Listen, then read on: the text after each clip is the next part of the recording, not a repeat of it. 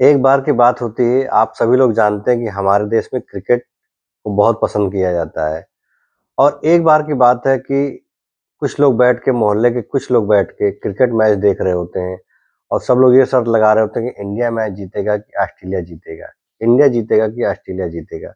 उसी में एक छोटी-सी बिटिया खड़ी होती है और कहती है, "अंकल, अंकल, हमारा देश इंडिया जीतेगा मैच।"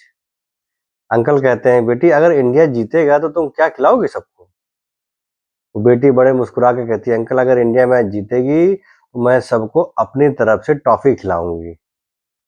और वाकई में इंडिया मैच जीत जाती है। इंडिया जब मैच जीत जाती है तो बैठे सभी लोग कहते हैं कि बेटी, अब तुमको टॉफी खिलानी पड़ेगी। वो बेटियां खुशी खुशी जाती है, अपने हाथ में 2 रुपए 2 का सिक्का लिए होती है, सामने की दुकान पे जाती है और कहती है, अंकल, अंकल, मुझे 2 रुपए की ढेर सारी टॉफी दे दीजिए और मैं इंडिया मैच जीत गई है और मैं सबको टॉफी खिलाऊंगी। अंकल कहते हैं कि बेटी, अगर इंडिया मैच जीत गई है तो मुझे टॉफ़ी के पैसे नहीं चाहिए। और ये कहते हुए अंकल ने टॉफ़ी का डिब्बा खोल के उस छोटी-सी बिटिया के सामने रख दिया और कहा, बेटी, तुम्हारा जितना मन करे उतनी टॉफ़ी ले लो। ये मेरी तरफ से गिफ्ट है इंडिया की जीतने के लिए और सबको खिलाओ, खुद भी खाओ, सबको भी खिलाओ।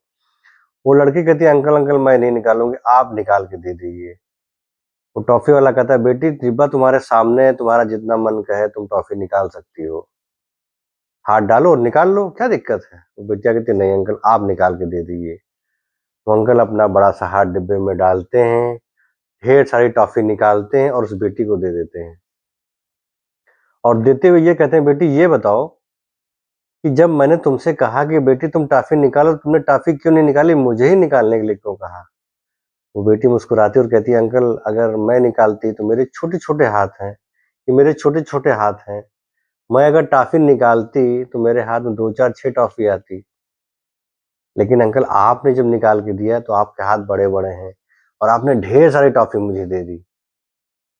ये छोटी सी कहानी दोस्तों हमें ये सिखाती है, इसी तरह हम इंसान हैं, जब हम भगवान के पास जाते हैं, मंदिर में जाते हैं, मस्जिद में जाते हैं या कहीं भी जाते हैं भगवान की आराधना करने के लिए, उपासना करने के लिए, पूजा करने के लिए, तो भगवान से माँगते हैं, भगवान हमें गाड़ी दे दो, भगवान हमें स्कूटी दे दो, भगवान हमें बंगला दे दो, भगवान हमें कुछ पैसे दे दो।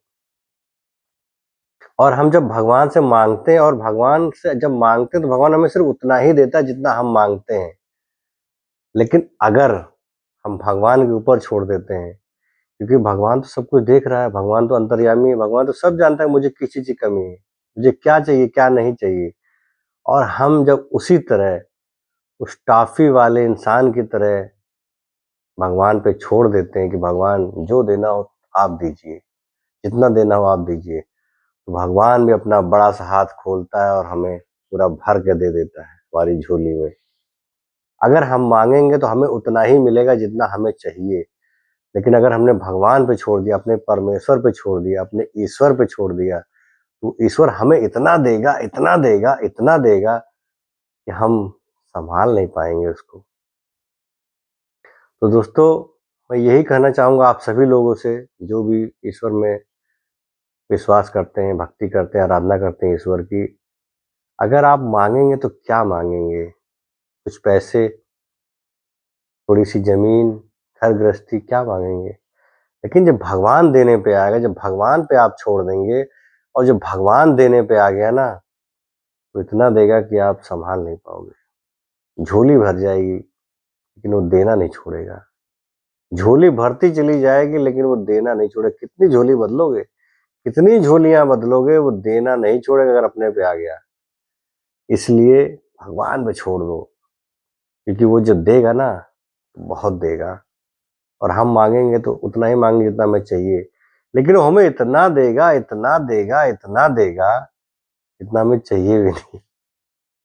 सब कुछ भगवान पे छोड़ दो।